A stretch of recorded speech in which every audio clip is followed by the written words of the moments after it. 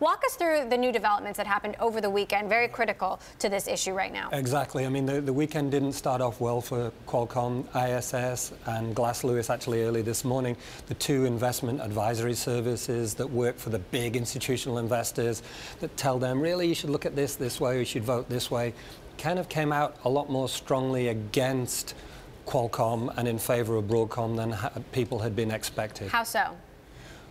ISS didn't give Broadcom the full slate of directors, but what they were was quite critical of Qualcomm's management, said Broadcom's management is much better. Glass Lewis went even further and said, vote for Broadcom.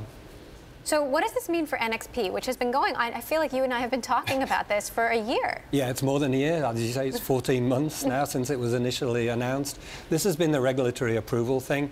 Still got China to go, but what Qualcomm did was actually go out and say, okay, we're raising our bid for this. This is the money to bring in all of those investors like Elliott, like Sorobon, like all of those hedge funds that have been trying to hold the deal up and ask for more money.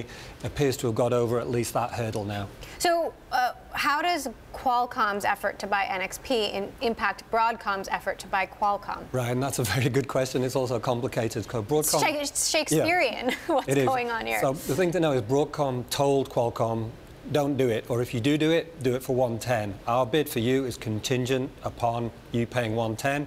Now they're paying 127. Obviously that doesn't look good. But behind the scenes, what's going on is Qualcomm has a lot of cash. $30 billion. So effectively, Broadcom's bid for Qualcomm is kind of a leverage buyout. It's counting on that cash making this deal much more palatable financially. That cash goes away if NXP is bought by Qualcomm, so it makes that bid that much harder. Now, you've been covering the chip industry for many, many years. How would you rank the level of drama that we're seeing right now? I mean, is this, more dramatic than you have ever seen in your career as a reporter? Never seen anything like this. I mean, this is the biggest deal in the history of technology, never mind the chip industry.